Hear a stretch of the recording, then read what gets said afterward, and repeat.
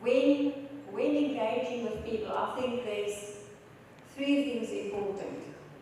And I know you don't have paper and pencils with you, but I want you to remember what I'm going to tell you now. So next time you're home, I want you to take a piece of paper and I want you to write down the numbers of the alphabet from A to Z. How many numbers are there in the alphabet? Okay, 26. Then I want you to number them. You number A1, B2, C3. You literally will number each letter for me. And then I want you to remember the following. In life, there's 3 very important words. And the first word is knowledge. And that's why you're here. You're here for knowledge, to get a certain degree or diploma. I don't know all the courses you offer. So, knowledge is very important. But when you add up the values, remember I said now you're going to add up from what's the value of the K, the N, the O, you'll take the alphabet values, and you'll add up the numbers of the word knowledge. Who want to make a guess? What do you think? What's the number that you'll get to? Who wants to make a guess? Any of you? Anybody? I see some arms. I see some clever math students in the back. Anybody want to guess? If you add up the values of the numbers of the word knowledge, it will take you to 96. That's important. 96. Let's look at the next word. The next very important word when we work or gaining knowledge would be hard work. And that's going to be difficult. Every day you need to go to class. Every night you need to study. So to get your knowledge, the hard work part is important. So adding up the values of hard work, what do you think that will be worth? 98. And there's a clever lecture at the bottom. So what it's saying is that hard work is more important than knowledge. And it goes both ways. You can't get knowledge if you don't work hard. But in the end, that hard work is more important. And then we have the last word. Who wants to guess what is the last word? That's more important than knowledge and hard work. Attitude. Attitude.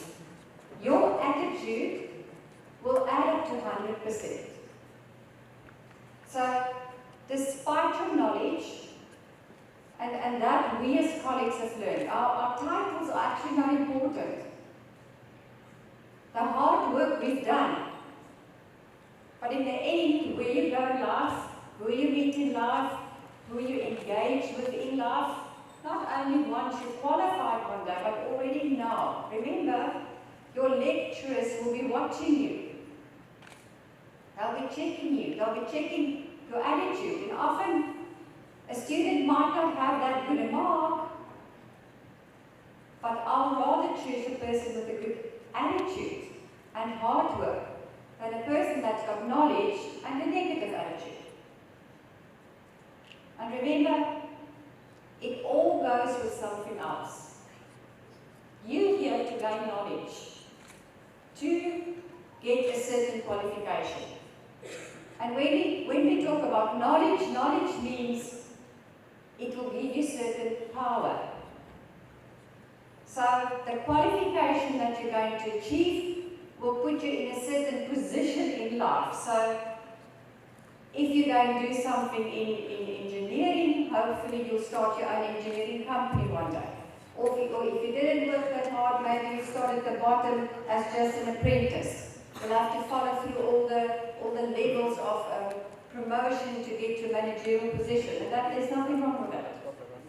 So what you're going to study at the end of the next 5 years, or 3 years or 4 years, your position is going to be very important in what you'll be. So, knowledge is power, But once we one day, when you leave here and you are in a position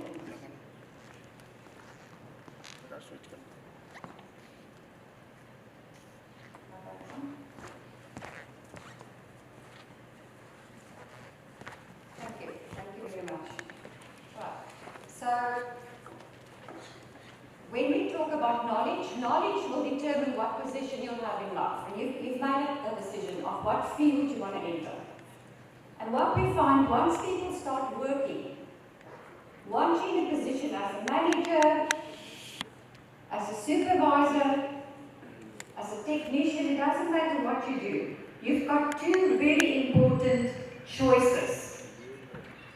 The one choice is to be coercive, to be nasty to people, to look down on them, to reprimand people, to find fault with them. And we do have such managers. Do you think they're popular? Do you think people want to work for managers that look down on them and reprimand them? I see it's going sideways. And remember, if in life, once you've got a position, you've made that negative choice, you can't go back on that. You can't ever go back. So I hope that when you're in a position one day, after your studies, that you make the second choice of being kind to people.